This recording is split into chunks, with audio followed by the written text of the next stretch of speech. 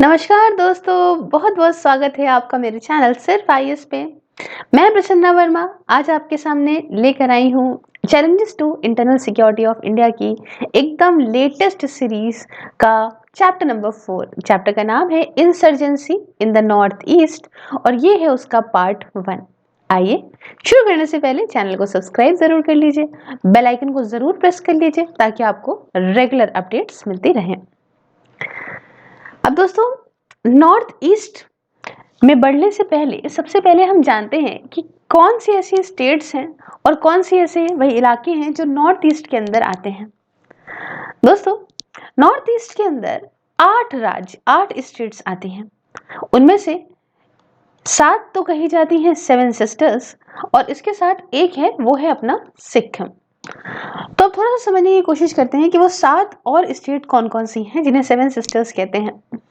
वो 7 बहनें हैं अरुणाचल प्रदेश, असम, मणिपुर, मेघालय, मिजोरम, नागालैंड एंड त्रिपुरा।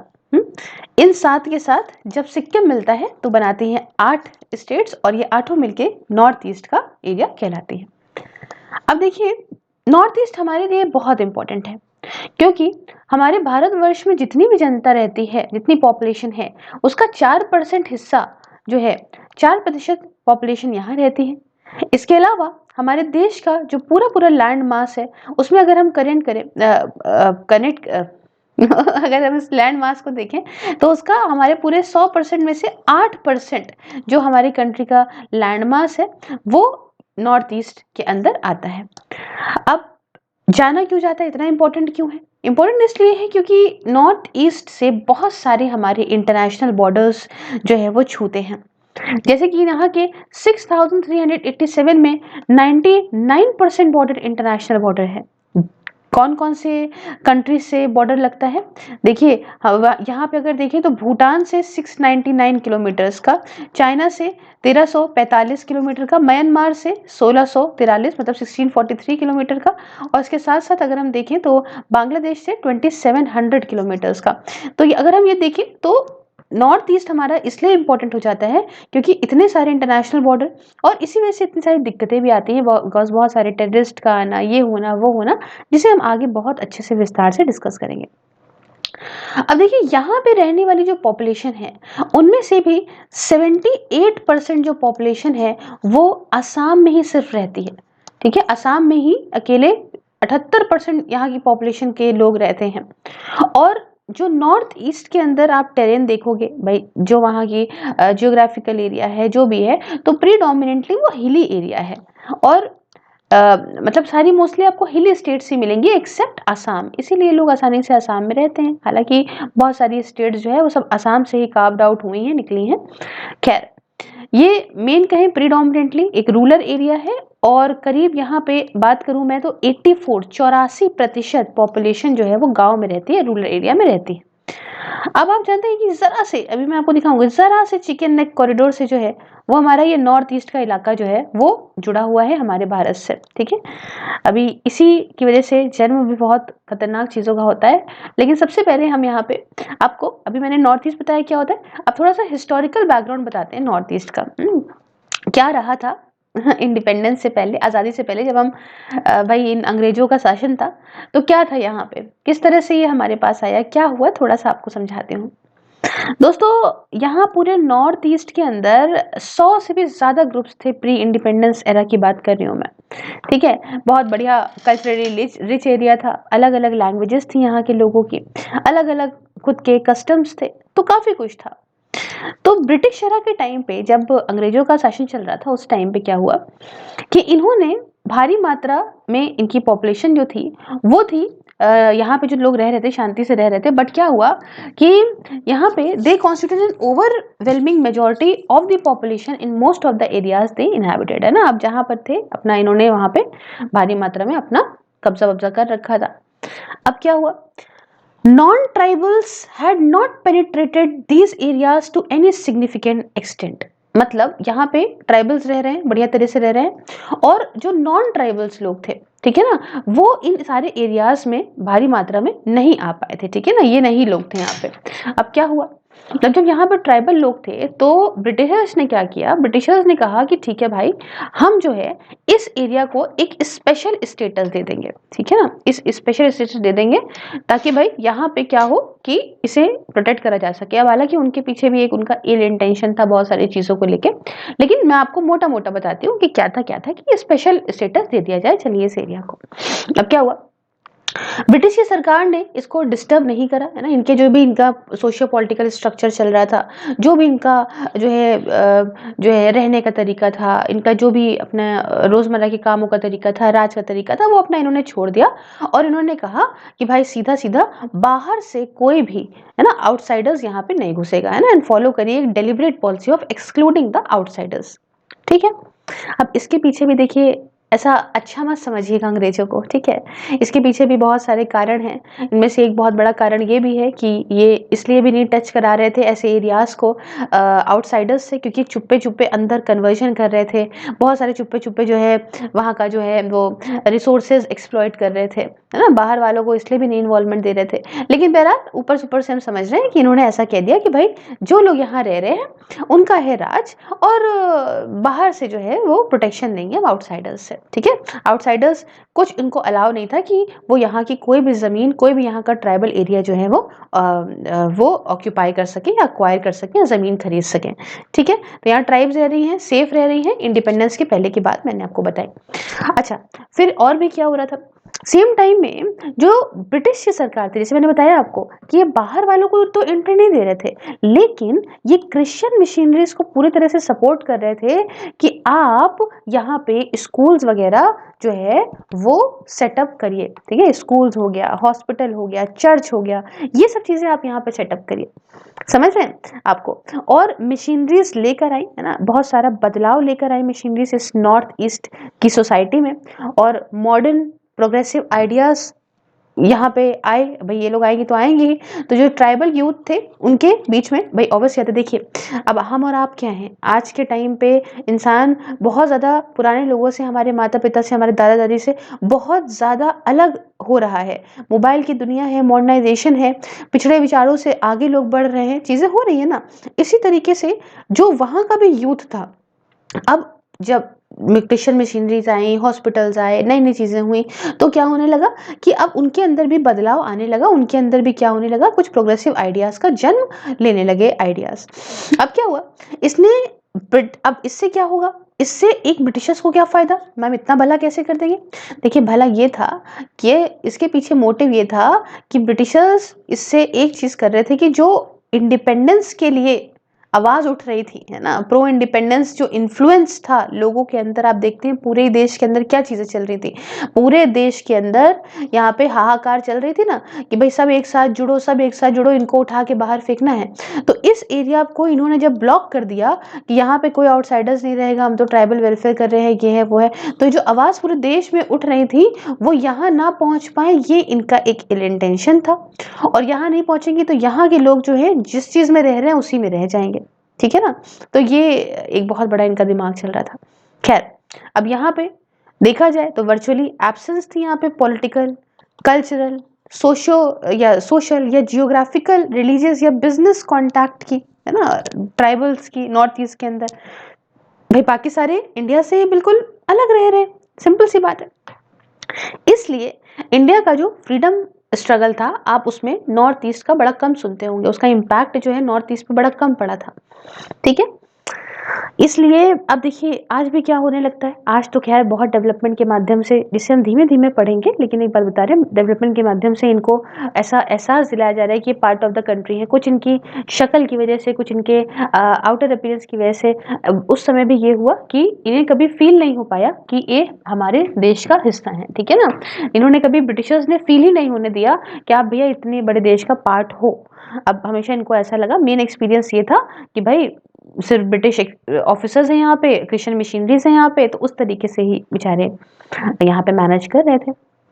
खैर ये तो हो गई इंडिपेंडेंस के पहले की बात। अब आज़ादी के बाद की बात थोड़ा करते हैं, ठीक है। इंडिपेंडेंस के बाद की बात क्या रही क्या नहीं रही, थोड़ा एक्सप्लेन करते हैं आपको। जब देश आज़ाद हुआ तो भाई सेंटर तो कदम उठाएगा ही, है ना, सारा पूरा एरिया तो अपना ही है।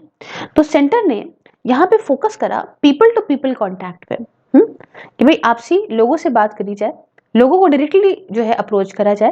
एंड ट्राइबल की जो पॉलिसीज हैं इनको इसलिए सरकार ने उस समय बहुत स्पेशल अटेंशन दी, बहुत ध्यान दिया इनकी पॉलिसीज पे।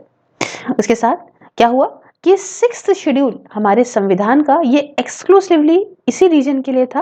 एंड ये कहता था कि भाई आपको हम सेल्फ रूल देते हैं, आज़ादी देते हैं, मतलब ऑटोनॉमी देते हैं, और डिसेंट्रलाइजेशन देते हैं कि आपके ऊपर ज़बरदस्ती हम नहीं पकड़ने की कोशिश करेंगे, आप अपने हिसाब से जैसे जी रहे हैं वैसे आप जिए। अब क्या हुआ, यहाँ थोड़ा और समझते हैं इस चीज़ को। इसलिए डिस्ट्रिक्ट और रीजनल काउंसिल्स को बनाया गया। यहाँ पे किसको बनाया गया? बनाया गया डिस्ट्रिक्ट और रीजनल काउंसिल्स को यहाँ पे बनाया गया। अब देखिए शुरुआत में तो क्या हुआ था, यहाँ पे शुरुआत में सिर्फ एक ही स्टेट थी, असम की, हाँ, एंड एक यहाँ पे यूनियन टेरिटरी थी, ठीक है। There was only one state of Assam and one union territory, the north east frontier agency. आपने नेफा के बारे में जरूर सुना होगा, सुना था, हाँ, चाइना अटैक ये वो सुना होगा, तो नेफा के बारे में जरूर सुना होगा। इसे कहते हैं, इसका फुल फॉर्म है नेफा का, नॉर्थ ईस्ट फ्रंटियर एजेंसी, ठीक है। और इसके साथ यहाँ पे क्या था, सिर्फ एक ही जो है वो स्टेट थी, that is state of Assam, जो मैंने आपको स्टार्टिंग में ही बताया कि असम से ही सब निकला है धीमे धीमे। अच्छा, अब पूरा का पूरा यहाँ पे नॉर्थ ईस्ट इन्हीं दो चीजों से घिरा हुआ था। बाद में क्या हुआ कि नेफा को रीनेम करा गया और नाम क्या रखा गया, अरुणाचल प्रदेश। क्या नाम रखा गया? अरुणाचल प्रदेश। और इसको स्टेटस दिया गया एक सेपरेट स्टेट का, कब? 1987 में, ठीक है। अब देखिए नेफा आराम से धीमे धीमे डेवलप हो रहा था, है ना, बाकी सारे कंट्री के साथ में मिलजुल के रह रहा था। अब क्या हुआ कि जो असम है, देखो नेफा वाला एरिया समझ गया, है ना, अरुणाचल प्रदेश बन गया, सब कुछ सही है, चल रहा है। अब जो ये असम वाला एरिया था, इसके अंदर आपस में होने लगी प्रॉब्लम्स, ठीक है, यहाँ पे होने लगी दिक्कतें।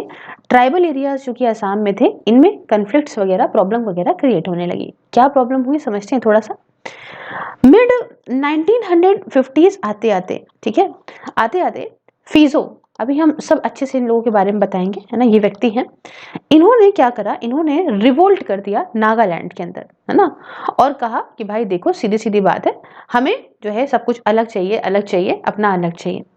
और इसके साथ ही बाद में अब जब एक जगह भैया की गठरी बनी हुई है और एक डंडी टूटती है तो बाकी सारी भी जो है बिखरने लगती है। तो ऐसे ही क्या हुआ कि फीजो ने जब ये रिवोल्ट करा तो ये रिवोल्ट फैला मिजोरम तक भी, मिजोरम के साथ साथ मणिपुर में, त्रिपुरा में और मेघालय में भी ये सारा कुछ फैलने लगा। अब क्या हुआ 1960 में, 1960 आते आते असमीज, अब समझिए असम वहां था, ठीक है, अब ये सब सारी चीजें चल रही हैं। अब 1960 आते आते जो है वो असमीज को एक सोल लैंग्वेज बना दिया गया स्टेट की। अब क्या बना दिया गया, ये सोल लैंग्वेज बना दी गई, असमीज को स्टेट की लैंग्वेज बना दी गई। अब देखो बवाल तो पहले से चल रहा है? तो इससे क्या होगा, इससे सारे लोग खुद ही कहेंगे क्यों असमीज को ही क्यों बनाया, हम लोग भी तो ट्राइबल पॉपुलेशन है। तो अब बाकी सारे ट्राइबल डिस्ट्रिक्ट में होने लगा बवाल। अलग अलग पॉलिटिकल पार्टीज जो कि हिल्स ट्राइबल पॉपुलेशन की थी, इनको ऐसा लगा कि अरे हम तो कुछ है ही नहीं, है वो तो भाई, आप सपोज करिए कि आप कोई लैंग्वेज बोलते हैं और एक स्टेट की लैंग्वेज अलग कर दी जाए, तो आपको ऐसा नहीं लगेगा कि अरे मतलब क्या, ये तो अब हम पे हक जताएंगे, अब हमारी तो कोई वैल्यू रह नहीं गई। वही सब लगने लगा लोगों को। और अब इनको साथ फीलिंग क्या आने लगी ना, स्ट्रॉन्ग रिएक्शन उन्होंने दे दिया अलग अलग पॉलिटिकल पार्टीज ने। ऐसा लगा कि भाई ऐसा ये जो है असमीज लैंग्वेज और ये बंगाली रेसिडेंट्स जो कि प्लेन के हैं, ये अब हमें दबा देंगे और हम यहाँ पे किसी काम के नहीं रह जाएंगे। फिर क्या हुआ, अब ट्राइबल्स को क्या डर था, ट्राइबल्स को ये डर था कि भाई हम, वही वाली जो मैंने आपको बात बताई कि हम अपनी आइडेंटिटी लूज कर देंगे, हमारी तो कोई वैल्यू बचेगी नहीं। जब एक इज्जत मिल गई एक को तो हम लोग तो रह गए ऐसे ही डपली बजाते हुए, हाँ। और and being assimilated by the policy of Assamisation in government jobs and other professional like doctors, traders etcetera, ठीक है। अब इनको क्या लगा कि देखो भाई अब हमारी तो कोई वैल्यू नहीं है, अगर हमें कोई भी जॉब करनी होगी, कुछ भी सरकारी नौकरी करनी होगी तो हमें असमीज आनी पड़ेगी। और मतलब जब हम भी यहाँ रह रहे थे तो क्यों आखिरकार सिर्फ और सिर्फ असमीज को ही इतनी वैल्यू दी गई, हमारी लैंग्वेज में क्या खराबी थी, ठीक है। ये सब चीज होने लगी। अब क्या हुआ, ये इंडिपेंडेंस के बाद के समझ गए क्या सीन चल रहा है। अब आई बात ऑल पार्टी हिल लीडर्स कॉन्फ्रेंस की। क्या है ये ऑल पार्टी हिल लीडर कॉन्फ्रेंस?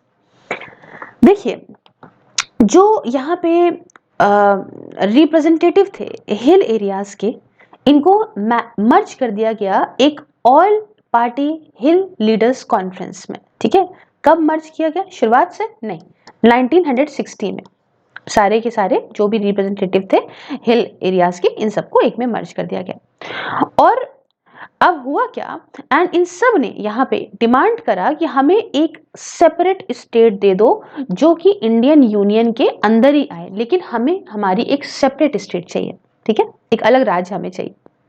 अब क्या हुआ, ये जो ऑल पार्टी हिल लीडर्स कॉन्फ्रेंस थी, इसने इलेक्शंस लड़े एंड इन्हें यहाँ पे सीटें मिली भी। कितनी सीटें मिली? 11 सीटें मिली। कितनों में से? Out of 15 seats in Assam legislative assembly, 15 में से 11 सीटें जो है वो इनको मिली इलेक्शंस में। ठीक है, कहाँ पे? In the Assam legislative assembly reserve for autonomous hill districts. ठीक है, अब क्या हुआ, अब यहाँ पर डिमॉन्स्ट्रेशंस होने लगे, बहुत सारा बड़ी मात्रा में दंगा वंगा होने लगा, एजिटेशन डेवलप हुआ।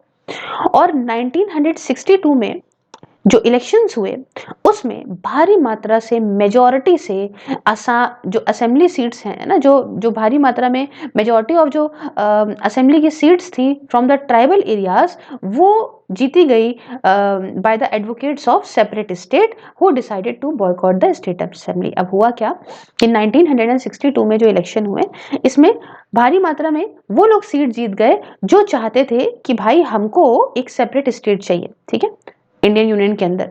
और अब इसी से क्या होने लगा कि यहाँ की जो स्टेट की असेंबली थी, इसका लोग करने लगे बहिष्कार, बॉयकॉट, कि भाई अब हमको चाहिए। वही वाली बात है कि जो लोग जो चीज चाहते हैं अगर वही जीत जाए तो वो उस चीज के लिए तो एजेंडा उनका मेन हो जाएगा। खैर, वक्त और आगे बढ़ा, धीमे धीमे 1969 की बात है जब आसाम के इस इलाके से मेघालय को अलग किया गया। मेघालय को करा गया as a state within the state. कैसे बनाया गया था? State within the state. Assam से ही तो कार्व आउट किया गया है। ठीक है ना, और इसके पास खुद की आजादी थी, मेघालय की ऑटोनॉमी थी, except for law and order. इसके अलावा high court, public service commission and governor, इसको छोड़ के बाकी इनके पास आजादी थी कि अपने डिसीजंस वगैरह ले सकते थे। फाइनली मेघालय, उसके अलावा मणिपुर, त्रिपुरा, है ना, मतलब मेघालय, मणिपुर और त्रिपुरा, इनको स्टेटहुड का दर्जा दे दिया गया 1972 में। इतना क्लियर हुआ आपको? अब क्या हुआ मीनवाइल? अब देखिए, जब एक चीज अलग होती है तो बाकी लोग भी चले आते हैं मुंह उठा के, हमको भी अलग होना है, हमको भी अलग होना है। तो क्या हुआ कि सेसेशनिस्ट मूवमेंट नागालैंड में भी डेवलप होने लगा और मिजोरम में भी डेवलप होने लगा। खैर, क्या कर सकते थे, प्यार से समझा के लड़ाई दंगा तो करना नहीं है। इसी के चलते नागालैंड को स्टेटहुड दे दिया गया 1963 में, दो है ना, स्टेटहुड मिल गया था, वाइल मिजोरम स्टेट बना है 1987 में। इतनी बात क्लियर हो गई आपको यहाँ तक? क्लियर हो गई तो प्लीज सेशन को शेयर, लाइक जरूर कर दीजिए, जरूर कर दीजिए, और चैनल को सब्सक्राइब जरूर कर दीजिए। अब आप कहेंगे कि मैम प्रेजेंट स्टेटस क्या है? अभी थोड़ा सा इसको मैं समझा देती हूँ। प्रेजेंट सिचुएशन क्या है नॉर्थ ईस्ट की इंसर्जेंसी की? अभी क्या चल रहा है वहां पे? आपने तो बता दिया उस समय सब चल रहा था, अभी क्या चल रहा है मुझे ये बताइए। देखिए, सिक्योरिटी सिचुएशन कुछ नॉर्थ ईस्ट की स्टेट्स की, वो तो देखिए बहुत टाइम से कॉम्प्लेक्स चली रही हैं, है ना। बहुत सारे मिलिटेंट आउटफिट्स आते हैं, उनकी अलग अलग डिमांड होती हैं, वो अपनी demand time to time raise करते रहते हैं कुछ ना कुछ।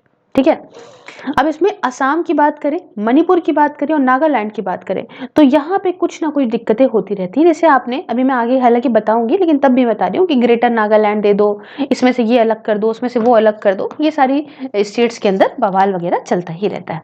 ठीक है, अब देखिए असम के अंदर दोस्तों जो लोअर असम का एरिया है और कार्बी एंगलोंग रीजन्स हैं, ठीक है, कार्बी एंगलोंग रीजन्स हैं, यहाँ पे ही एथनिक और कम्युनल टेंशन्स होने के ज्यादा चांस रहते हैं या हल्की फुल्की हुआ करती हैं।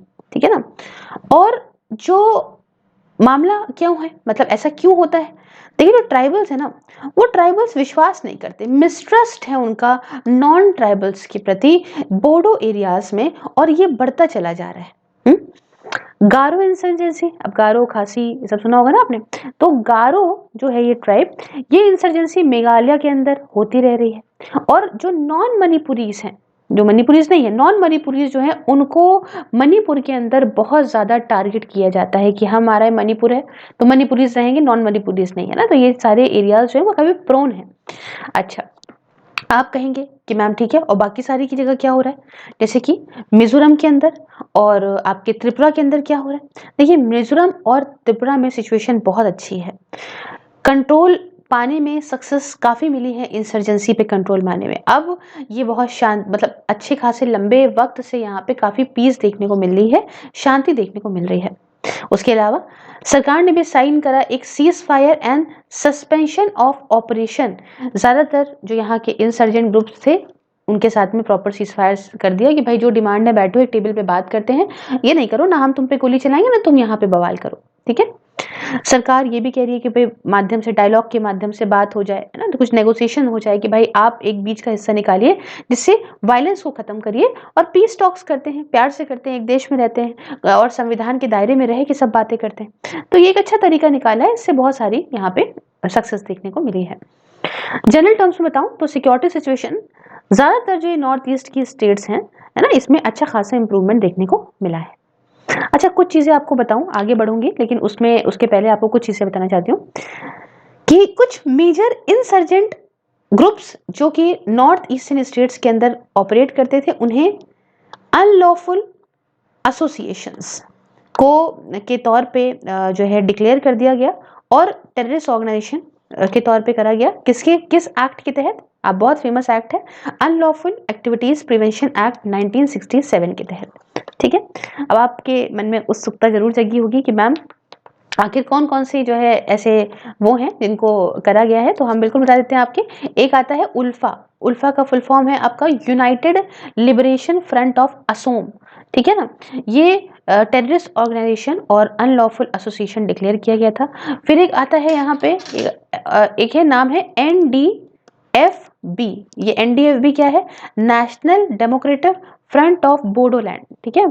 इसके साथ एक आता है KLO क्या है, कामतापुर लिबरेशन ऑर्गेनाइजेशन। इसे एक टेररिस्ट ऑर्गेनाइजेशन के तौर पे जो है वो डिक्लेयर कर दिया गया था, समझते चलिएगा, ठीक है। इसमें एक पीपल्स लिबरेशन आर्मी है, PLA जिसे बोलते हैं, आपने सुना होगा पीपल्स लिबरेशन आर्मी। नाम ऐसे ऐसे लोग रखते हैं कि बस लोगों के लिए सब कुछ हो रहा है। उसे भी एक terrorist organisation and unlawful association के तौर पे डिक्लेयर कर दिया गया। इसके साथ साथ यहाँ पे यूनाइटेड नेशनल लिबरेशन फ्रंट है, पीपल्स रिवोल्यूशनरी पार्टी ऑफ कांगली पाक है, कांगली पाक कम्युनिस्ट पार्टी है, उसके साथ कांगली यॉल कम्बा लूप है, तो ऐसे बहुत सारे हैं। अब मेघालय के अंदर बताऊं तो उसमें जो है एक आता है, नाम इसका है HNLC। HNLC का फुल फॉर्म है Hynniewtrep national liberation council, sorry for my pronunciation. और एक मेघालय के अंदर है आपका गारो नेशनल लिबरेशन आर्मी। इसके अलावा त्रिपुरा में जो है वो ऑल त्रिपुरा टाइगर फोर्स है, national liberation front of Tripura है। नागालैंड के अंदर आपको बताऊं तो बहुत सारे हैं, NSCNK that is national socialist council of Nagaland, Khaplang वाला। अभी इसके बारे में हम देखेंगे, एक इसाक मुइवा का था और एक खापलांग का था, मतलब डिवीजन हो गया था बाद में। तो एक है आपका इसाक मुइवा वाला, national socialist council of Nagaland, और ये इसाक मुइवा। उसके अलावा इसमें national socialist council of Nagaland, Kitovi Neopao Konyak, और इसके साथ national socialist council of Nagaland reformation. तो ऐसे बहुत सारे हैं। वैसे मैंने मणिपुर का भी बताया, इसमें रिवोल्यूशनरी पीपल फ्रंट है, कोऑर्डिनेशन कमेटी, कॉरकॉम है ना, तो बहुत सारे ऐसे आपको देखने को मिलेंगे। अब आप कहेंगे मैम प्रेजेंट स्टेटस क्या है, प्रेजेंट स्टेटस जरा थोड़ा बता दीजिए, है ना, उसके बाद हम आगे बढ़ते हैं, स्टेट वाइज जो है स्टेटस उसको समझेंगे। प्रेजेंट की बात करें तो जो सिक्योरिटी सिचुएशन है नॉर्थ ईस्ट के स्टेट के अंदर काफी कॉम्प्लेक्स, जैसे मैंने आपको बताया है ना, कुछ वक्त तो रही, क्योंकि इनकी बहुत अलग अलग डिमांड थी, एथनिक ग्रुप्स की बहुत ही अलग डिमांड थी, अलग अलग मिलिटेंट आउटफिट्स का कुछ अलग मानना था, ठीक है। लेकिन पिछले 9 सालों में हमने देखा है कि चीजें इंप्रूव हुई हैं। अब किताब में आपको इसके टेबल के माध्यम से बताया गया होगा, लेकिन ऐसा देखने को मिला है कि सिचुएशन जो है 2012 में जो हालत थी वो 2020-22 आते आते काफी ज्यादा जो है चीजें, किलिंग्स वगैरह कम हुई हैं। अब आते हैं हम स्टेट वाइज स्टेटस को समझते हैं थोड़ा। दोस्तों सबसे पहले हम नागालैंड को ही लेते हैं, है ना, काफी इंटरेस्टिंग है और काफी बड़ा टॉपिक भी है। देखिए, सबसे पहली और इम्पोर्टेंट इंसर्जेंसी की शुरुआत ही नागालैंड से हुई थी। कब? जैसे मैंने बताया था ना, मैंने अभी आपको फिजो के बारे में बताऊंगी, तो फिजो की लीडरशिप के अंदर हुई थी अर्ली 1950s में ही, ठीक है ना। मैंने कहा था ना, इन्होंने बैनर ऑफ रिवोल्ट को जो है चला दिया था। चलो, तो क्या हुआ कि नागा हिल्स जो है ईस्टर्न हिमालयाज में, वहां रहते थे नागा। कौन रहते थे? नागास रहते थे। और ये किसके पास था? ये था अलोंग द बर्मा बॉर्डर, ठीक है, बर्मा बॉर्डर। अब क्या हुआ कि नागास के अंदर भी बहुत सारी ट्राइब्स थी जो अलग अलग लैंग्वेजेस को बोला करती थी, अलग अलग इनकी भाषा थी। तो जब इस पे आसाम का टेक ओवर हो गया 1826 में, तो ब्रिटेन ने क्या करा? ब्रिटेन ने अब अपने आप को फैलाया और अपना डोमेन जो है ओवर नागा हिल्स के ऊपर भी, जानते हैं ब्रिटिश तो एक पकड़ा दूसरा कब्जा, दूसरा पकड़ा दूसरा कब्जा, तो इन्होंने अपना डोमेन फैलाया और जो है 1892 में क्या करा इन्होंने, इस पे भी कब्जा कर लिया, नागा हिल्स पे भी, ठीक है। अब क्या हुआ? देखिए, ब्रिटिशर्स के टाइम पे तो नागास एकदम अलग हो गए थे। सोशल पॉलिटिकल डेवलपमेंट जो बाकी सारे भारत में हो रहा था, उन सबसे अलग हो चुके थे नागास। और ब्रिटिश ने इनको क्या करा? इनको प्रॉपर एडमिनिस्टर करा, ठीक है, समझा जाना, है ना। और कैसे करा इनको administer? With soft iron as compare to the approach in the rest of the country. देखो, इनको ये पता था कि अगर इन्होंने ज्यादा नागास से पंगा पुंगा लिया तो ऐसा बवाल ये क्रिएट करेंगे ना कि देखते रह जाएंगे। इसलिए इन्होंने बड़े प्यार से, बाकी सारे कंट्री में तो फिर भी इन्होंने बहुत ज्यादा रिप्रेस किया है, सप्रेस किया है, लेकिन इन्होंने यहाँ पे बड़ा सॉफ्ट आयरन अप्रोच अपनाई नागालैंड को एडमिनिस्ट्रेट करने में, ठीक है।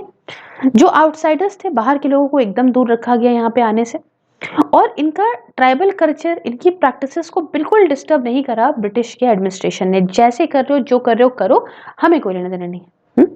हालांकि एक चीज मैंने बताई थी ना शुरुआत में, वो चीज है क्रिश्चियन जो मिशनरीज थी, इन्होंने बड़ी तेजी में कन्वर्ट करा है ये पूरी ही ट्राइब्स को, ट्राइबल मतलब कितनी ट्राइब्स को इन्होंने क्रिश्चियनिटी में कन्वर्ट कर दिया है।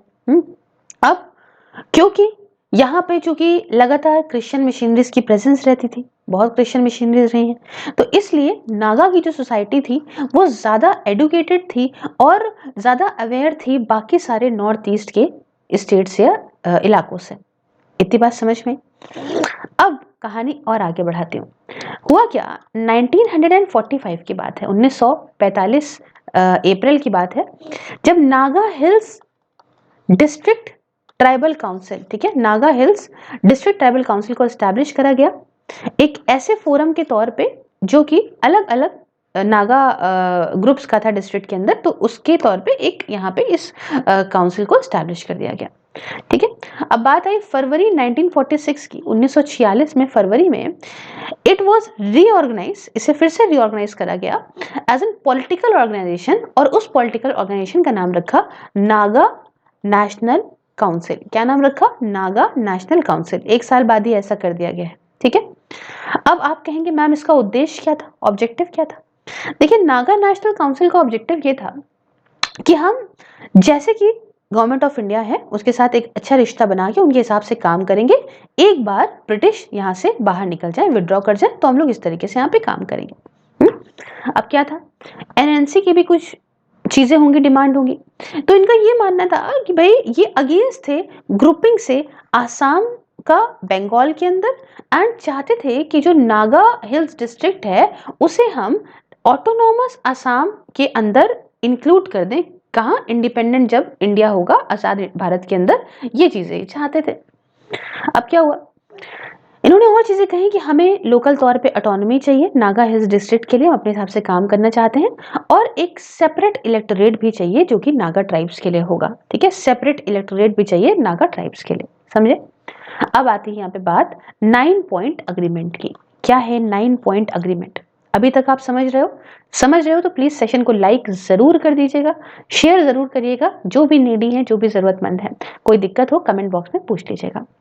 अच्छा, तो फिर क्या हुआ कि बहुत सारे जब नेगोशिएशंस के राउंड हुए ना, कई बार नेगोशिएशन करा, तो फिर उसके बाद जो गवर्नर साहब थे आसाम के, उन्होंने डिसाइड करा एक 9 पॉइंट अग्रीमेंट को लेके नागा लीडर्स के साथ में। कब?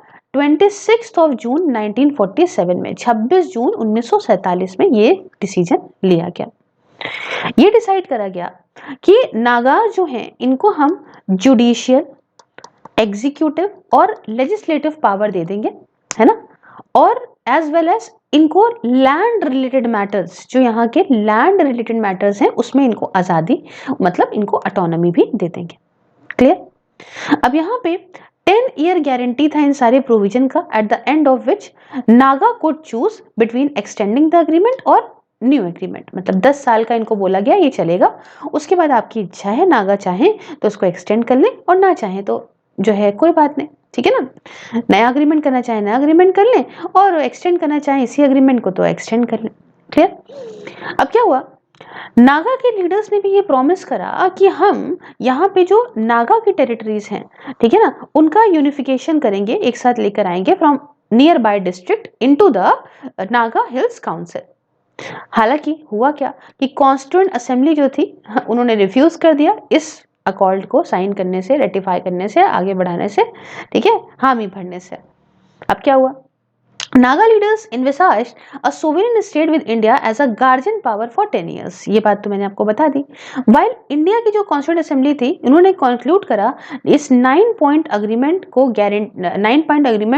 Guaranteed only district autonomy with in the Indian constitution. तो हमारा तो भाई ये सोचना था ना कि हम एक फिर से ऐसा कोई काम नहीं करना चाहते हैं कि फिर से हम जितनी मुश्किल से सब एक साथ लाएं और सब एक साथ अलग कर दें, ठीक है। तो हमने ये चाहा कि भैया यहाँ पे क्या हो, while Indian constitution assembly concluded that जो 9 पॉइंट एग्रीमेंट है वो गारंटीड होगा सिर्फ डिस्ट्रिक्ट ऑटोनॉमी को with in the Indian constitution, ठीक है, संविधान के हिसाब से आप चलेंगे।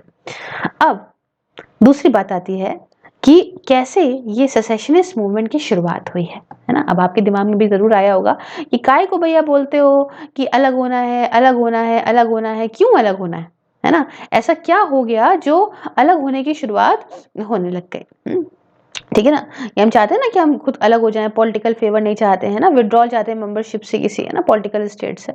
तो क्यों ऐसा, देखिए हुआ क्या कि जब आजादी मिली भारत को, है ना, आफ्टर इंडिपेंडेंस, सेंटर ने यहाँ पे जो नागा के एरियाज थे इन्हें इंटीग्रेट करना, इंक्लूड करना शुरू कर दिया with in the state of Assam, ठीक है, सब एक साथ लाने लगे, स्टेट असम के अंदर ही नागा के एरियाज को एक साथ लाने लगे, ठीक है, एज अ होल असम को माना, एंड इंडिया तो पूरा पूरा इंडिया है ही है। चलिए अब क्या हुआ, जो the hard liners led by piezo, अब समझ रहे हो ना, अब किसी किसी को समझ नहीं आता ना, वो तो अपनी आवाज उठाता है, बातें करते ही करता है। तो क्या हुआ कि जो है यहाँ पे जो फीजो हैं इन्होंने क्या करा कि अपोज करा इस चीज को, ठीक है, और इन्होंने आवाज उठा दी, ठीक है, रिवोल्ट घोषित कर दिया under the banner of NNC. मैंने बताया एनएनसी क्या है, ऊपर मैंने बताई दी आपको, that is Naga national council. अब क्या हुआ कि नागास ने ये कहा कि भाई देखो हमको एक सेपरेट स्टेट चाहिए, हाँ, हमको दे दो एक सेपरेट स्टेट, हमको नहीं इंक्लूड होना किसी के अंदर, हाँ, और दे वर इनकरेज बाय सम। अब हुआ क्या था कि देखो एक बड़ी कहावत है कि खूंटे के बल पे बछिया उछलती है ना, तो इनके पीछे भी तो कोई बैकअप होगा ना, नहीं तो कहाँ से इतनी बड़ी कंट्री से लड़े ले रहे हैं। तो इनके पीछे ब्रिटिश के ऑफिसर्स कह रहे थे मांगो मांगो मांगो, उनकी तो भाई मिर्ची लगी थी उनको, ऐसे कैसे आजादी दे दी हमने, ठीक है ना। तो ये जो है ब्रिटिश के ऑफिशियल्स और मशीनरीज वहां पे जो है वो इन लोगों को पीछे से बैकअप पकड़ा रहे थे। अब हुआ क्या, 1955 में 1955 में एक सेपरेटिस्ट ने डिक्लेयर करा कि हम एक मतलब फॉर्मेशन करते हैं अपनी खुद की एक इंडिपेंडेंट सरकार का, ठीक है, इंडिपेंडेंट गवर्नमेंट का फॉर्मेशन के बाद एक सेपरेटिस्ट ने करा और उन्होंने एक आर्म्ड रिबेलियन, भाई चलो हथियार उठाओ, ये कर दिया लॉन्च। अब सेंटर के पास तो आर्मी थी, सेंटर ने भेजी आर्मी कहाँ, नागालैंड में, अर्ली 1956 में, ताकि वहां पे शांति वापस हो, है ना। ये जब तुम बवाल मचाओगे तो फिर भेजना पड़ेगा रोकने के लिए। By following a policy of separation and non negotiation, अब क्या हुआ कि भाई दबा दिया उन लोगों को, हाँ, कोई नेगोशिएशन तो किया नहीं। इससे सरकार ने भाई सीधा ये दिखा दिया कि सेसेशनिस्ट मूवमेंट नहीं चलेगा, हम इसके खिलाफ हैं।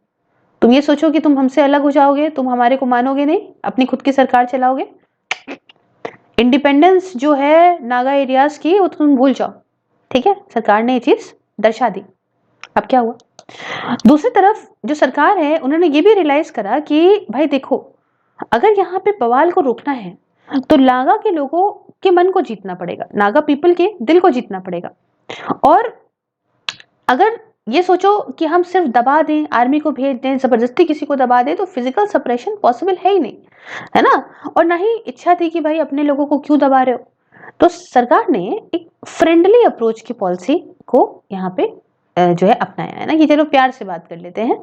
कैसे? नागास को इनकरेज करा कि आप एक काम करो, बाकी सारे मतलब पूरे भारत के साथ अपने आप को इंटीग्रेट करो, मिलाओ, और अच्छे से मिलाओ, अपने दिल और दिमाग सबसे मिलाओ। ऐसे नहीं कि बस हम अरे कहाँ इंडिया में फंस गए, इंडिया में आ गए, ऐसा नहीं करो, ठीक है।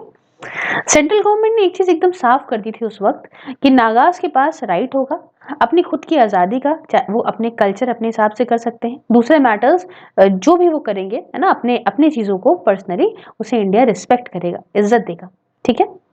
मीनवाइल सेंटर ने एक चीज़ तो सीधा मना कर दी थी कि हम फीसों के साथ तो नेगोशिएट नहीं करेंगे, या कोई भी ऐसे व्यक्ति के साथ जो सेपरेटिस्ट है, अलग होना चाहता है, हम नहीं करेंगे। एंड ना ही, और तब तक के लिए नहीं करेंगे जब तक के लिए वो अपनी इस डिमांड को नहीं छोड़ते हैं कि हमें ये इंडिपेंडेंस चाहिए, ठीक है ना। आर्म्ड रिबेलियन के माध्यम से अगर तुम चाहते हो कि तुम भारत से अलग हो जाओगे, तो हम भाई इस चीज को नहीं मानेंगे। इस बात को सेंटर ने साफ कर लिया, ठीक है ना। और इन्होंने यहाँ पे वो करना भी शुरू करा, नेगोशिएशन करना शुरू करा, और ज़्यादा जो ऐसे लोगों से किया जो मॉडरेट थे, है ना, चाहते थे प्यार से काम कराना ना सरकार के साथ में। नॉन वायलेंट लोग थे, नॉन सेसेशनिस्ट लीडर्स थे, जिन्हें हेड करा जा रहा था बाय डॉक्टर इम कॉन्ग लिबा आओ, है ना, नाम लिख देती हूँ, है ना, IMKONGLIBA, ठीक है, और आओ, ठीक है। तो इनके साथ में प्रॉपर जो है ये सरकार करने लगी नेगोशिएशन की, भाई सही वाली बात करो, सही वाली बात करोगे तो हम भी कर पाएंगे। अब तुम सोचो कि नहीं हमें तो अलग ही होना है, तो पॉसिबल नहीं है, क्लियर। अब 1957 आते आते ये जो आर्म्ड रिबेलियन है इस पे तो जो है काबू पा लिया गया। उसके बाद मॉडरेट नागा के leaders under the leadership of doctor इम कॉन्ग लिबा आओ, है ना, इनके अंदर जो है वो जो है लीडर्स यहाँ पे नेगोशिएट करने लगे इंडियन गवर्नमेंट के साथ कि भाई हमें एक स्टेट बना के आप दे दीजिए नागालैंड की अलग, और ये इंडिया के अंदर ही हो, इंडियन यूनियन के अंदर ही हो, बस हमें हमारी स्टेट आप अलग दे दीजिए, ठीक है।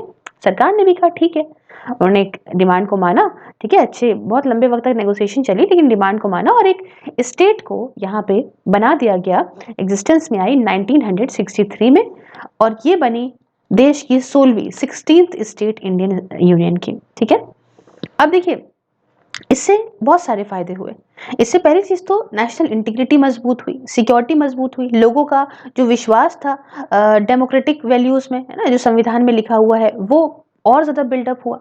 और जो चीज प्यार से करी, नॉन वायलेंट तरीके से करी, इसका मतलब लोगों को और उम्मीद थी कि हम प्यार से रह सकते हैं। और वो कहते दिल दिमाग जुड़ता है, किसी को मारो पीटोगे तो थोड़ी ना वो आपके साथ आना पसंद करेगा, ठीक है। अब हुआ क्या कि रिबेलियंस जो होते हैं ना, जो कहते हैं हथियार उठाओ हथियार उठाओ, सामने वाला नहीं सही है, सामने वाला नहीं सही है, इनकी तब जो है बैंड बजती है जब कोई चीज प्यार से हो जाती है। तो रिबेलियंस को जो लोग सपोर्ट कर रहे थे कि भाई रिबेलियंस से कह रहे थे कि बिना हथियार उठाए कुछ नहीं होगा, लेकिन जब प्यार से हो गया तो लोगों ने इनको सपोर्ट करना छोड़ दिया, इनकी पॉपुलैरिटी खत्म हो गई, ठीक है ना। तो हालांकि देखिए इंसर्जेंसी जो है वो कंट्रोल में आ गई थी, लेकिन कुछ लोग तो है ना जिन्हें शांति पसंद नहीं, तो छोटे मोटे गुरिल्ला वॉर को लॉन्च करा गया इन नागा जो रिबल्स हैं उनके द्वारा 1964 में, है ना। और अभी भी देखते हैं कुछ ना कुछ होता रहता है ना, छोटा मोटा तो होता ही रहता है, क्योंकि अपनी इच्छाएं हैं बड़े लेवल पे नहीं पूरी कर पा रहे हैं तो क्या करें, जल्दी तो है ही है। अब तो समझ है ये complex relationship, objective strategies, capabilities का, है ना, बहुत सारी पार्टीज का आना जाना, तो बहुत सारी चीजें एज अ रिजल्ट के तौर पे एक अच्छी खासी स्टेबिलिटी जो है वो अभी तो हमने देखा है कि अभी मेंटेन ही है ना, लेकिन कुछ लोग जो है वो ये जो सीज फायर है इसका वायलेशन करते रहते हैं, वो तो दिखता ही रहता है, ठीक है। अच्छा, अब इतना आप समझ गए क्या हुआ, मैंने क्या बताया, कैसा क्या रहा, कैसी शुरुआत हुई। अब एक टॉपिक आता है जो major terrorist groups operating in Nagaland. आपके दिमाग में भी आया होगा कि मैम ऐसे कौन कौन से मेजर ग्रुप्स हैं जो वहाँ पे टेररिस्ट एक्टिविटीज फैलाते हैं, है ना, कौन कौन से ग्रुप्स हैं नागालैंड के अंदर। आइए ये बहुत इंटरेस्टिंग टॉपिक है, आपको समझाती हूँ। तो nationalist socialist council of Nagaland, जिसका मैंने पीछे नाम दिया और अभी काफी ज्यादा न्यूज में भी रहा था साल 2 साल पहले, NSCN, national socialist council of Nagaland. ये क्या है पहले इसे समझिए। ये नागा नेशनलिस्ट ग्रुप है। क्या है? नागा नेशनलिस्ट ग्रुप था जो कि नॉर्थ ईस्ट से ऑपरेट कर रहा था। इसका उद्देश्य क्या था? एम क्या था? एम ये था कि हम यहाँ पे एक अलग सोवेरियन स्टेट बनाएंगे और नाम होगा नागालिम। क्या नाम होगा भाई? नाम रखा है, नाम सब रख लिया इन्होंने, नागालिम, NAGALIM। और इसमें हम वो सारे एरियाज को इंक्लूड करेंगे जो कि यहाँ पे नागा लोग रहते हैं नॉर्थ ईस्ट के अंदर और बर्मा के अंदर। ठीक है, उन सारे एरियाज को हम एक एरिया में लगा देंगे और नाम स्टेट बनाएंगे या एक जगह बनाएंगे, ना रखेंगे नागालिम। ठीक है ना, सोवेरियन खुद की स्टेट होगी।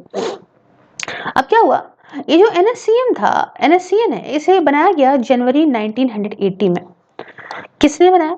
बनाया इसेक चिशी शू, नाम लिख देते हैं, इसाक चिशी शू, इन्होंने। ठीक है, इनके अलावा सिर्फ यही नहीं थे, है ना, एक आदमी के भर का नहीं होता है। इसके अलावा एक व्यक्ति थे, इनका नाम था थ्विंगलैंग मुइवा। ठीक है, एक ये हो गए और तीसरे व्यक्ति कौन हो गए? एक ये हो गए, एक ये हो गए। अभी देखिएगा इन्हीं से कैसे जन्म होता है। SS खापलांग, KHAPLANG, है ना, समझ लीजिए, नहीं तो ये कहिए तो येलो कलर का पेन लूं मैं। ठीक है, तो इन तीनों ने मिलकर बनाया इसको और ये अपोज कर रहा था शिलोंग अकॉर्ड को, जिसे उस समय NNC ने साइन करा था गवर्नमेंट ऑफ इंडिया के साथ में। तो इन लोगों ने मिलकर एक नया ग्रुप बना लिया। ठीक है, बाद में क्या हुआ, ये मिसअंडरस्टैंडिंग और बढ़ी आउटफिट के लीडर्स के बीच में इशू को लेके, है ना। किस इशू को लेके? Commencing negotiation dialogue with the Indian government, है ना, कि क्यों भैया कैसे नेगोशिएशन कर रहे हो बैठ के भारत की सरकार के साथ में। अब यही है कि जो हम चाहते हैं वो सामने वाला नहीं चाहता है और कोई और ग्रुप चाहता है जो सामने वाला चाहता है। अब उन दोनों ने आपस में नेगोशिएशन कर ली तो मेरी तो जो है खले गई मुझे। तो यहाँ ये वाली दिक्कत होने लगी, है ना, डायलॉग को लेके इंडियन गवर्नमेंट के साथ में। और NSCN अब हुआ क्या कि अब जैसे मान लो हैं सब बैठे हुए हैं आपस में, अब हमारी कुछ और सोच है, बना तो लिए 3-4 लोगों ने, सामने वाले की नहीं सोच है। इससे आपको बढ़िया इंटरेस्टिंग बात बताती हूँ। मेरे फ्रेंड ने अभी एक अच्छा खासा एक बढ़िया लेवल का होटल खोला, उसमें 3 पार्टनर्स। अब खोल तो लिया, तीनों की इच्छा है होटल खोलने की, लेकिन किसी की कुछ सोच, किसी की कुछ सोच, किसी की कुछ सोच, तो उसमें कन्फ्लिक्ट्स आते हैं, होता है ना। तो ये चीज है। तो अब इसमें क्या हुआ कि ये चीजें आपस में आने लगी और इसी के चलते क्या हुआ कि ये जो NSCN है ये स्प्लिट हो गया। हाँ, बना तो लिया लेकिन सोच ना मिलने की वजह से, बहुत सारी चीजों की वजह से, डायलॉग्स की वजह से, नेगोशिएशंस की अपनी अपनी सोच की वजह से ये स्प्लिट हुआ 1980 में 2 फैक्शंस में। किसमें हुआ? 2 फैक्शंस में। 2 फैक्शन में कौन कौन से? एक तो बना NSCN जिसे लीड कर रहे थे ये खापलांग, SS खापलांग, और दूसरा बना NSCN IM क्यों कह रहे हैं? इसाक और मुइवा दोनों का एक साथ मिला। ठीक है, जैसे ये दोनों ऊपर वाले दोनों एक साथ मिलकर लीड कर रहे थे और एक इन्होंने SS खापलांग ने अपना अलग बना लिया। ठीक है ना। अभी जो दोनों का स्प्लिट हुआ NSCN का 2 हिस्सों में, इससे क्या हुआ कि बड़ी तेजी में वायलेंस हुआ वहां पे, है ना, और आपस में फैक्शंस ही लड़ने लग गए। खुद भी सोचो ना कि लड़ाई दंगा करने बैठे हो तो प्यार से तो होगा नहीं सब कुछ, है ना, आपस में ही लड़ोगे।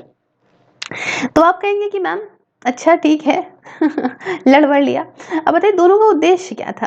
ठीक है ना, ये देखिए दोनों फैक्शंस जो थे NSCN के ऑब्जेक्टिव ये था कि हमको एक अलग एक सेपरेट स्टेट बनाना है जिसमें सारे उन एरियाज को एक साथ करना है जहाँ पे नागाज रहते हैं, और ये नॉर्थ ईस्ट के अंदर हमें बनाना है और नॉर्दर्न बर्मा के इलाकों में जितने भी नागाज रहते हैं सबको एक करिए और यहाँ पे जो है एक एरिया बनाइए, एक अलग स्टेट बनाइए, which the organisation and people of the area propose as Nagalim, जिसको नाम इन ऑर्गेनाइजेशन वालों ने और लोगों ने मिलके कहा कि उसका हम लोग नाम भी सोच लिया और नाम रखेंगे हम लोग नागालिम, जैसे मैंने आपको बताया। ठीक है ना। अब इससे क्या होगा, अब ये सारे नागा एरिया का, नागा ट्राइब्स का एक में यूनिफिकेशन, एक एडमिनिस्ट्रेशन के अंदर, और नागालैंड को आज़ादी दे देना इंडिया से is listed as one of the main objective, है ना, कि भाई नागालैंड को हमें इंडिया से अलग करना है, और ये नॉर्थ बर्मा के नॉर्थ वाले इलाके में जितने नागाज रहते हैं और बाकी नॉर्थ ईस्ट में जितने रहते हैं, इन सबको मिला के हमें एक खुद की सेपरेट एक स्टेट दे दो भाई, सोवेरियन। ठीक है, ये इनकी इच्छा थी। अभी समझ में आया? तो आप कहेंगे कि मैम अभी करंट डेवलपमेंट क्या है? तो भाई मामला ये है कि जैसे मैंने दो ग्रुप्स में डिवाइड हो गए। तो NSCN इसाक मुहिबा वाला जो है, IM वाला, इसाक मुहिबा वाला, इन्होंने तो एक सीज फायर अग्रीमेंट को साइन कर लिया था सरकार के साथ में सन 2011 में, 2011 में। बट दूसरे ग्रुप्स, एक तो है नहीं, बट दूसरे ग्रुप्स जो हैं वो इंसर्जेंसी कर ही रहे थे, लगातार कुछ ना कुछ सीज फायर का वायलेट करना, ठीक है ना। और अंडरग्राउंड ग्रुप्स बहुत सारे थे, है ना, जो एक्सटॉर्शन कर रहे हैं, आर्म्स की स्मगलिंग की, ड्रग्स स्मगलिंग कर रहे हैं, ट्रैफिकिंग कर रहे हैं। ये एक बहुत बड़ी वजह है, बहुत बड़ी दिक्कत है नॉर्थ ईस्ट के अंदर। उसके अलावा ट्राइबल ग्रुप्स के बीच में आपस में ही लड़ाई हो गई, है ना, कुछ फैक्शंस के बीच में आपस में ही लड़ाई हो गई, एक वजह है। टेंशंस मेनली दो ग्रुप्स हुए ना, एक से दो डिवाइड हुए तो आपस में ही लड़ते रहते हैं, है ना, किसमें, ये जो के साथ में और NSCN के साथ में। अब protest against underground activities of the rebels, protest भी वहां चला करते हैं, जो ये रिबेलियंस अंडरग्राउंड एक्टिविटीज करते हैं उसके खिलाफ भी प्रोटेस्ट चलते रहते हैं, तो ये भी एक दिक्कत है। और पैरेलल गवर्नमेंट, मतलब समझो सरकार तो चली रही है, वहां के एरियाज के हिसाब से अपना खुद का राज चला रहे हैं, ठीक है ना, कि अब ये हम हैं यहाँ के राजा, तो हम अब मेरे हिसाब से चलो तुम, है ना, सरकार तो सरकार है ना, ये एक बहुत बड़ी दिक्कत है। अच्छा, इंडिया ने ना बहुत कदम उठाए हैं, एक क्रॉस बॉर्डर सर्जिकल स्ट्राइक कराई थी, क्योंकि ये दिक्कत सिर्फ इंडिया की नहीं है, ये नीचे की भी है ना, वर्मा की भी है। तो वो कराई थी, खापलांग के अगेंस्ट भी चलाई थी, और ये जो है जो स्ट्राइक करवाई थी इंडिया ने, वो ऑपरेट करी थी आउट ऑफ म्यांमार इन 2015 में, है ना। तो हम लोगों ने भाई वहां की सरकार के साथ प्रॉपर बातचीत करके काम किया था। चलिए, अब बात आती है नागा पीस अकॉर्ड 2015 की, ये क्या है ना, इसको समझ लेते हैं, फिर मणिपुर वाला जो होगा वो हम लोग नेक्स्ट वाले में समझेंगे।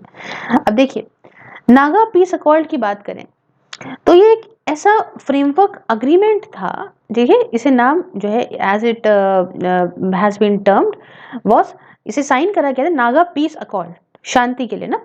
इसे साइन करा गया था national socialist council of Nagaland, जो आपका ये इसाक मुइवा वाला है, IM NSCN IM के बीच में, ठीक है, और गवर्नमेंट ऑफ इंडिया के बीच में। मैंने कहा ना कि गवर्नमेंट ऑफ इंडिया ने साइन कर लिया था IM के साथ में, तो ये प्रॉपर जो है वो साइन कर लिया गया आपस में। कब? 3 अगस्त 2015 में, ठीक है, जब यहाँ पे RN रवि ये बीच में बैठे और ये चीफ नेगोशिएटर बने और इंटरलोक्यूटर बने, मतलब आप समझ रहे हैं ना, on the behalf of government of India की तरफ से ये बैठे थे, आके नाम क्या था, RN रवि, ठीक है।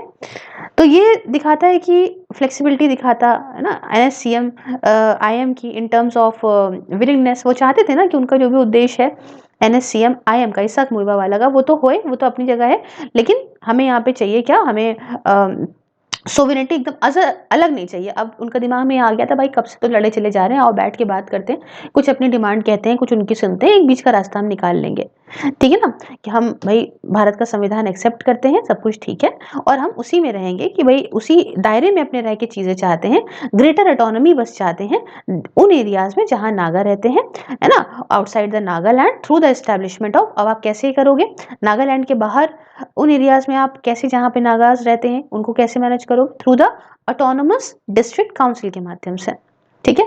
चलिए, अब क्या हुआ, this indeed has been sticking point in negotiation. अब हुआ क्या, तो ये तो इन्होंने कहा कि हमें एक ऑटोनोमस डिस्ट्रिक्ट काउंसिल बना दो, और हम नागा इनहैबिटेड एरिया जो नागालैंड के बाहर है उनको हम इसी तरीके से उनकी ग्रेटर ऑटोनॉमी मिलेगी, है ना, उनको थोड़ी आज़ादी दी जाए। अब बात यहाँ ये आई कि ये बात जो है, ये नेगोशिएशन का जो ये वाला पॉइंट था, ये अरुणाचल प्रदेश के अंदर, असम और मणिपुर के अंदर इसका अपोजिशन होने लगा कि भाई ये क्या बात होती है, आपकी खुद की एक स्टेट है, सब कुछ है, तो आप ये अब क्यों कूद रहे हो बीच में कि आप ठीक है, अब जो है हमारे एरियाज में भी जो है आप इसके माध्यम से यहाँ के भी लोगों को कंट्रोल करोगे, ऐसा तो होगा नहीं, ठीक है ना। अब भाई ये लोग अपोज हो गए कि हमें किसी भी तरीके से कोई भी हम टेरिटोरियल डिवीजन नहीं करेंगे। असम तो खासकर अब कहता है भैया हमें बिल्कुल अलग, मेरे से तो अब मांग मत लेना कोई हिस्सा, मेरे से बहुत मांग चुके हो, ठीक है ना। इतनी बात समझ में आई। अब फाइनल एग्रीमेंट अभी भी साइन होना बाकी है, बातें चलती रहती हैं विद 6 जो नागा नेशनल पॉलिटिकल ग्रुप्स हैं उनके बीच में। इवन अलग अलग जो एथनिक ग्रुप्स हैं मणिपुर के, ये भी इजिली नहीं आते हैं अराउंड द एग्रीमेंट सोल्यूशन। तो अब एक हो दो हो तो संभाल लें, अब इतने ढेर सारे हैं तो कहाँ तक संभाला जाए, तो ये कुछ बातें हैं।